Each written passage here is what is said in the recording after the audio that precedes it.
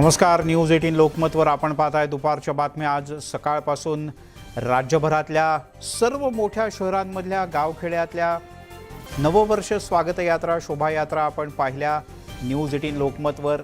यानंतर दुपारच्या भागात आपण वळणार आहोत ते राज ठाकरे यांच्या महाराष्ट्र नवनिर्माण सेनेचा मेळावा शिवाजी पार्कवर होणार आहे, या संदर्भातल्या बातम्या। अन्यही काही महत्त्वाच्या बातम्या आहेत। आज प्रामुख्याने प्रभाकर साईल जो कॉर्डिलिया शिप प्रकरणातला एक महत्त्वपूर्ण साक्षीदार म्हणून त्याच्याकडे पाहिलं जात होतं, त्याचा मृत्यू झाला हार्ट अटॅकनं। मेट्रोचं आज लोकार्पण होणार आहे। मुंबईतल्या 2 रूटवरची मेट्रो ही मुंबईकरांच्या सेवेत दाखल होते, त्या संदर्भातली एक महत्त्वाची बातमी आम्ही तुम्हाला पुढच्या काही वेळात दाखवणार आहोत। मराठी भाषा भवन याची निर्मिती राज्य सरकारनं केलेली आहे, त्याचं भूमिपूजन आज पार पडलं। जवाहर बाल भवन जिथे होतं चर्नी रोडला, तर तिथे हे मराठी भाषा भवन आता आकार घेणार आहे। यासह अन्य काही महत्त्वाच्या बातम्या आहेत, पाहूया सविस्तर।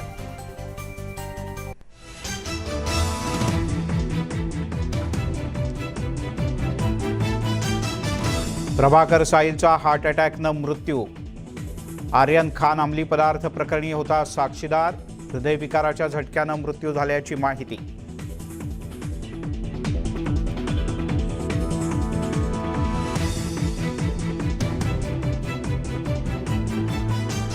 मुंबईतील मराठी भाषा भवनाचं मुख्यमंत्री उद्धव ठाकरे यांच्या हस्ते भूमिपूजन। मराठी भाषेची सक्ती करावी लागणं हे दुर्दैव असल्याचं मुख्यमंत्र्यांचं परखड मत।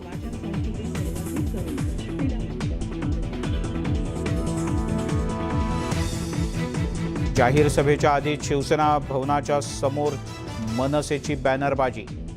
कट्टर हिंदू रक्षक राज ठाकरे आशयाचा बॅनर शिवसेनेला डिवचण्याचा प्रयत्न। रत्नागिरी जिल्ह्यातल्या RGPPL कंपनीतील वीज निर्मिती पूर्णपणे ठप्प। 500 पेक्षा जास्त कामगारांवर बेकारीची कुऱ्हाड। खरेदीदार नसल्यामुळे वीज निर्मिती बंद केल्याचं कंपनीचं स्पष्टीकरण।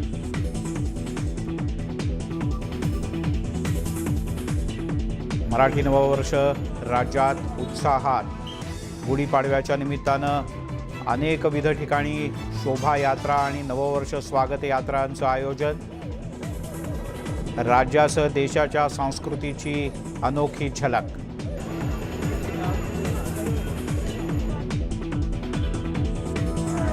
राजकीय नेत्यांनीही उत्साहात साजरा केला गुढीपाडवा। फडणवीस, एकनाथ शिंदे, गिरीश महाजन यांचा शोभायात्रांमध्ये सहभाग, तर अजित पवार आणि छगन भुजबळ यांच्या निवासस्थानी गुढी।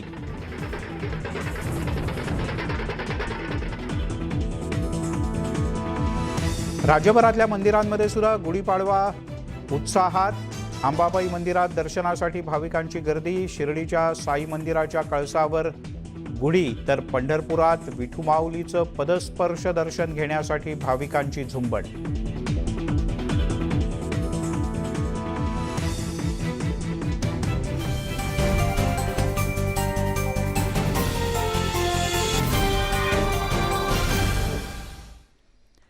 आपण पाहताय न्यूज 18 लोकमत आणि दुपारच्या बातम्यांमध्ये पहिली जी बातमी आहे ती मनसेच्या मेळाव्याची। तब्बल 2 वर्षांनंतर मनसेचा गुढीपाडव्याचा मेळावा आज मुंबईच्या शिवाजी पार्कवर होणार आहे। आज संध्याकाळी होणाऱ्या मेळाव्याच्या करता जय्यत तयारी करण्यात आली आहे। भव्य व्यासपीठ उभारण्यात आलेलं आहे, तसंच खुर्च्या, झेंडे, पताका यांनी शिवाजी पार्कचा सगळा परिसर सजलेला आहे। राज ठाकरे यांचं मुख्य भाषण मनसैनिकांसमोर होणार आहे। या मेळाव्यासाठी मनसेनं गेल्या काही दिवसांपासून जोरदार तयारी केली होती। या मेळाव्याकडे राज्यातल्या सर्व मनसैनिकांचं, राजकीय विश्लेषकांचं सुद्धा लक्ष लागलं आहे। 9 मार्चला मनसेच्या 16व्या वर्धापन दिनाच्या कार्यक्रमात राज ठाकरे यांनी तर हा ट्रेलर आहे असं म्हणत राज्य सरकारवर टीकेची झोड उठवली होती। पिक्चर 2 एप्रिलला शिवतीर्थावर दाखवेन असं सूचक वक्तव्य त्यांनी केलं होतं। त्यामुळे आज राज ठाकरे कोणावर तोफ डागणार, काही राजकीय समीकरणांची घोषणा करणार का, काही विशिष्ट भूमिका जाहीर करणार का, किंवा मनसैनिकांना एखाद्या आंदोलनाच्या माध्यमातून किंवा एखाद्या कार्यक्रमाच्या माध्यमातून काय दिशा देणार याकडे सगळ्यांचं लक्ष लागलंय। विशाल पाटील आपले प्रतिनिधी आपल्यासोबत आहेत. विशाल, मनसैनिकांच्या या मेळाव्याची तयारी पूर्ण झाली आहे तर? नक्कीच मिलिंद सर, ही तयारी आता अंतिम टप्प्यात आलेली आहे आणि संध्याकाळी 7 ते 7:30 वाजता मनसे अध्यक्ष राज ठाकरे यांचं भाषण जे आहे ते सर्वांना, ज्याच्याकडे सगळ्यांचं लक्ष लागलेलं आहे, ते भाषण आपल्याला ऐकायला मिळेल.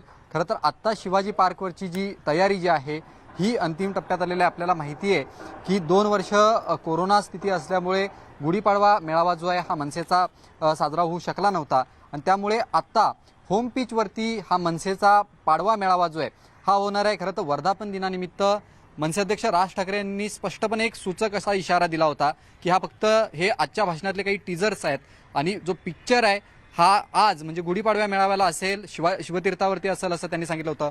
आणि तशाच पद्धतीची तयारी जी आहे ती आपल्याला शिवाजी पार्क परिसरात पाहायला मिळते. फक्त शिवाजी पार्क मैदान नाही तर मग सेना भवन असेल किंवा शिवाजी पार्कचा आजूबाजूचा परिसर असेल, या ठिकाणी मोठ्या प्रमाणात मनसेकडनं शक्ती प्रदर्शन करण्याचा प्रयत्न करण्यात आलेला आहे. मोठ्या प्रमाणात बॅनरबाजी जी आहे ती लावण्यात आलेली आहे आणि आपण आत्ता ज्या ठिकाणी हा मनसेचा स्टेज आहे याच व्यासपीठावरनं मनसे अध्यक्ष राज ठाकरे हे मनसैनिकांना आणि महाराष्ट्राला संबोधित करणार आहेत. खरं तर काय आज राज ठाकरे बोलणार आहेत याच्याकडेच सगळ्यांचं लक्ष आहे. काय नेमकी पक्षाची भूमिका असणार आहे किंवा गेले काही दिवस मनसेच्या एका बाबतीत एक चर्चा अलीकडे होते, ती म्हणजे मनसे अध्यक्ष राज ठाकरे अयोध्येला जाणार का, हा एक प्रश्न आहे. त्याच्या बाबतीत एक तारीख जाहीर होते का हे पाहावं लागणार आहे. आणि ज्या पद्धतीनं येणाऱ्या महानगरपालिकेच्या निवडणुका आहेत त्याबाबत कशा पद्धतीची राजकीय समीकरणं असणार आहेत, त्याबाबत काही घोषणा जी आहे ती होणार का, याकडे आता सगळ्यांचं लक्ष जे आहे ते लागलेलं आहे. आपण बघू शकतो की या स्टेजवरती गुढी सुद्धा जी आहे ती उभी करण्यात आलेली आहे आणि संध्याकाळी साधारणतः 7 ते 7:30च्या दरम्यान मनसे अध्यक्ष राज ठाकरे भाषणाला सुरुवात जी आहे ती करतील. त्यामुळे आता सगळ्यांचंच लक्ष जे आहे हे या भाषणाकडे लागलेलं आहे. कारण का विशाल, मनसेची गेल्या 15-16 वर्षातली वाटचाल पाहिली तर आधी विविध रंगांचा ध्वज, त्यानंतर एका दिशेकडून जाणारं रेल्वे इंजिन दुसऱ्या दिशेला करणं, मग झेंड्यामध्ये राजमुद्रा येणं, त्यानंतर झेंड्याचं रंगरूप काहीसं पालटणं, आता पूर्ण भगवा असलेला आणि राजमुद्रा असलेला झेंडा मनसैनिक सर्वत्र वापरतात. त्यामुळे ही दृश्य स्वरूपातली मनसेची वाटचाल आहे. मुंबई महापालिकेत महत्त्वाची भूमिका बजावणार का मनसे महापालिकाच्या निवडणुकांमध्ये, याचीही मोठी उत्सुकता आहे. पाहूयात आज राजकीय भूमिका जाहीर करतात का राज ठाकरे. विशाल, तूर्तास धन्यवाद या सगळ्या सविस्तर माहितीबद्दल. तिकडे मनसेच्या गुढीपाडव्याच्या मेळाव्याच्या निमित्तानं शिवाजी पार्क आणि शिवसेना भवनासमोर मोठ्या प्रमाणात बॅनरबाजी करण्यात आली. या बॅनरबाजीतून मनसेनं शिवसेनेला डिवचण्याचाच प्रयत्न केला. हिंदू हृदय सम्राट बाळासाहेब ठाकरे यांच्यानंतर कट्टर हिंदू रक्षक राज ठाकरे अशा आशयाचा बॅनर शिवसेना भवनाच्या इथे लावण्यात आला. सेना भवनाच्या बरोबर समोर हा बॅनर लावलेला आहे. हिंदुत्वावरून मनसेनं शिवसेनेला एक प्रकारे डिवचलंय. 20 फुटांचा हा भव्य बॅनर सध्या सगळ्यांचं लक्ष वेधून घेतोय. इथे मुंबईकरांना नवीन वर्षाच्या निमित्ताने एक खास भेट मिळाली. गुढीपाडव्याच्या निमित्तानं मेट्रोची भेट आज मिळते आहे. औपचारिकपणे बहुप्रतीक्षित अशी मुंबई मेट्रो 7 आणि मेट्रो 2A या दोन्हीचं आज उद्घाटन होत आहे.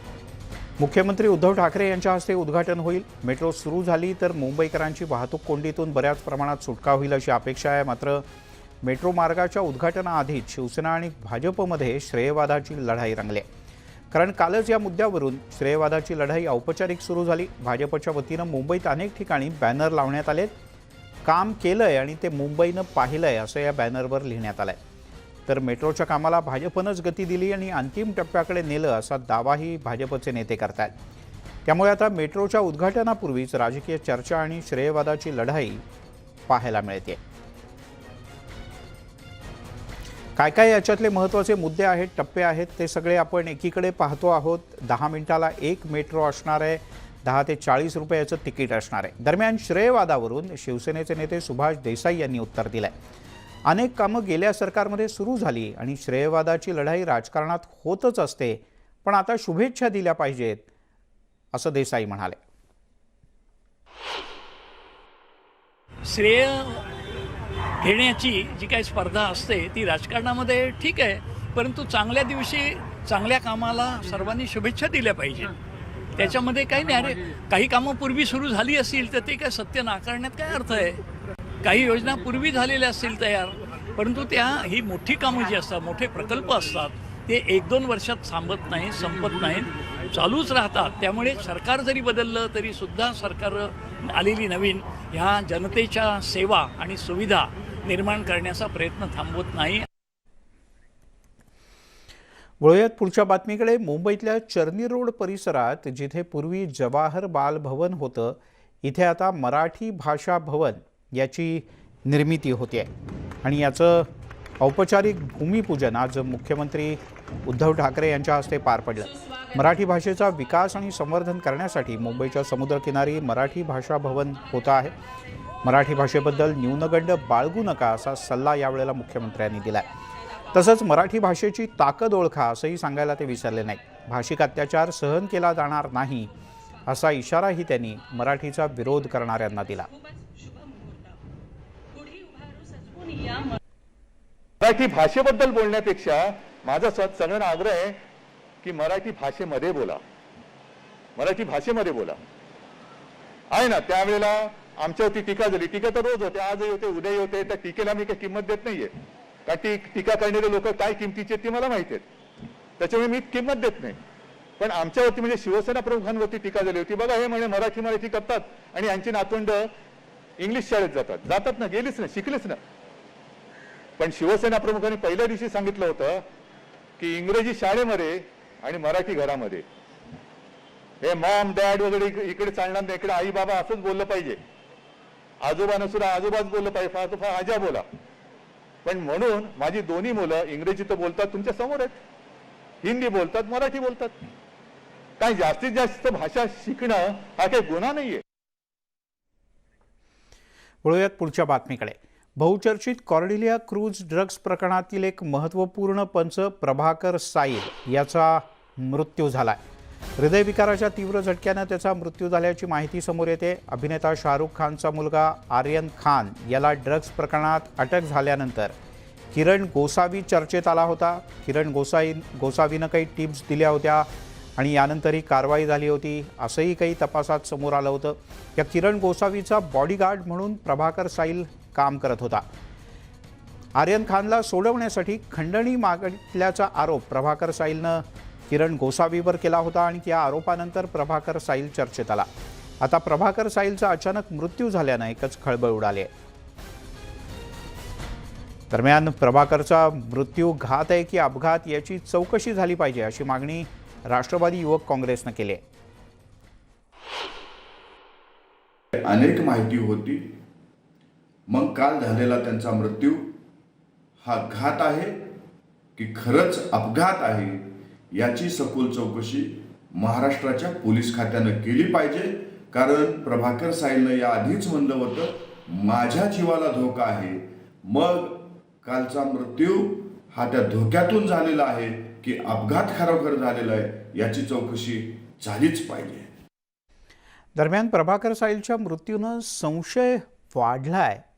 एक दिवस आधीच NCBनं चार्जशीट दाखल केलं आणि वेळ मागून घेतला आणि दुसऱ्या दिवशी प्रभाकरचा मृत्यू झाला. हे सगळं संशयास्पद असल्याचं राष्ट्रवादीचे प्रवक्ते महेश तपासे यांनी म्हटलंय.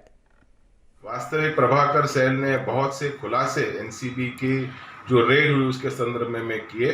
कुछ पैसों लेने देने की बात भी उन्होंने कही और इस प्रकार से उनके मृत्यु की जब खबर आती है तो स्वाभाविक रूप से जनता के मन में संदेह निर्माण हो गया कि जिस व्यक्ति ने इस प्रकार के खुलासे पूरे रेड के संदर्भ में किए उसका आज यकायक ऐसा मृत्यु कैसे हुआ, ये संदेह जनता के मन में आ रहा है. अगर आपने देखा होगा तो कल ही NCB ने जो जांच है उसके लिए 60 दिन का एक्सटेंशन मांगा और 60 दिन का एक्सटेंशन कल ही सैंक्शन होने के बाद आज प्रभाकर सैल की मृत्यु की जब न्यूज़ आती है तो स्वाभाविक रूप से इसके पीछे और कुछ तो नहीं, ऐसा संदेह लोगों के मन में है. तिकडे केंद्रीय तपास यंत्रणांचा केंद्र सरकारकडून दुरुपयोग सुरू असल्याचा आरोप पुन्हा एकदा केलाय काँग्रेसचे प्रदेशाध्यक्ष नाना पटोले यांनी. याबद्दल सर्वोच्च न्यायालयानं ईडीच्या विरोधात सुमोटो याचिका दाखल करून हस्तक्षेप करण्याची मागणी पटोले यांनी केली. देशातील लोकशाही धोक्यात आल्याचंही नाना पटोले यांचं म्हणणं आहे. आम्ही याचा विरोध करतो आहे आणि मी परवा पण सांगितलं की माननीय सुप्रीम कोर्टाचे मुख्य न्यायाधीश यांनी आता याच्यात हस्तक्षेप करायला पाहिजे, कारण की देशाची लोकशाहीच आता धोक्यात आलेली आहे. ज्या पद्धतीने केंद्र सरकार, भाजपचं सरकार या केंद्रीय तपास यंत्रणेचा दुरुपयोग करून देशामध्ये लोकांमध्ये दहशत निर्माण करून जे ब्लॅकमेलिंग करताय त्याचं सुमोटो माननीय सुप्रीम कोर्टाने हस्तक्षेप करावा अशी मागणी आम्ही काँग्रेसच्या वतीने केलेली आहे. तिकडे औरंगाबाद मुंबई रेल्वे वाहतूक मोठ्या प्रमाणात विस्कळीत झाली आणि त्याला बराच कालावधी लागेल अशी शक्यता आहे. मालवाहतूक करणारी रेल्वे रुळावरून घसरली. दौलताबाद परिसरात रेल्वेचे 8 डबे रुळावरून घसरले आणि हा मार्ग विस्कळीत झालाय. मागे सरकरे.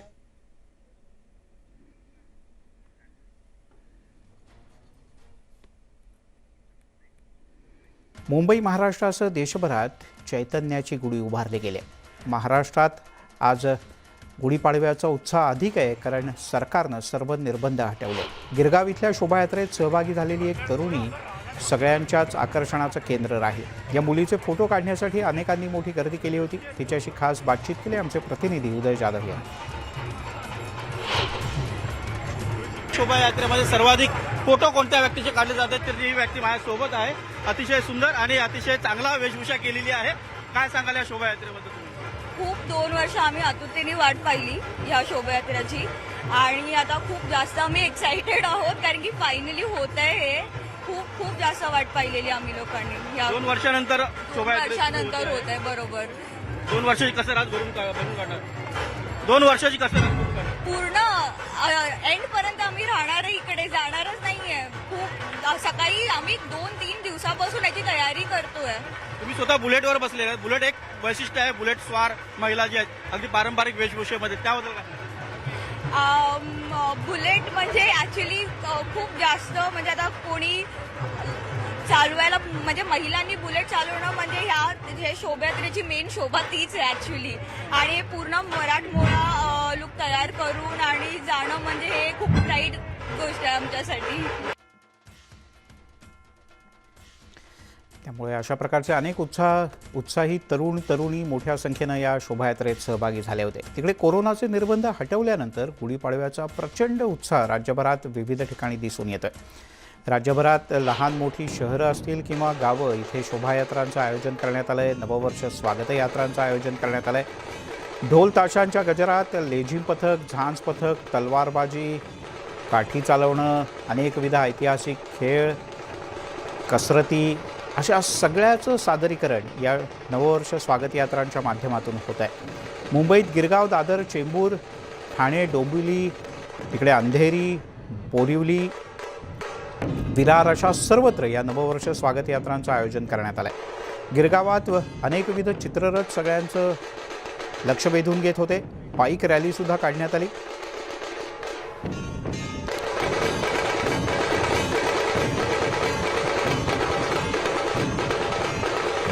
तिकडे गुढीपाडव्याच्या निमित्तानं नवीन वर्षाच्या स्वागतासाठी उत्सवांचं माहेरघर अर्थात गिरगावमध्ये भव्य शोभायात्रा पार पडली.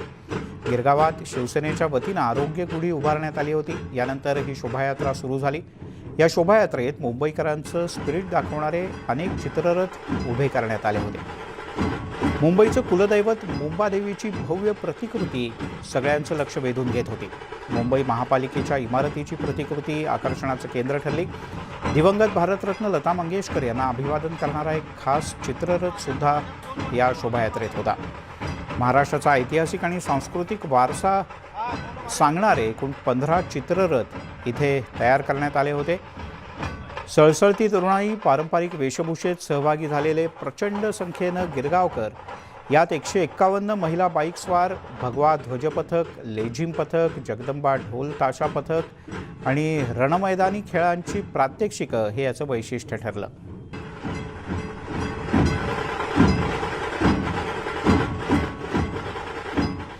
त्यामुळे पुन्हा एकदा आपल्याला सगळ्यांना गुढीपाडव्याच्या अनेक शुभेच्छा. सर्व प्रकारच्या ताज्या अपडेट्ससाठी पाहत राहा न्यूज 18 लोकमत.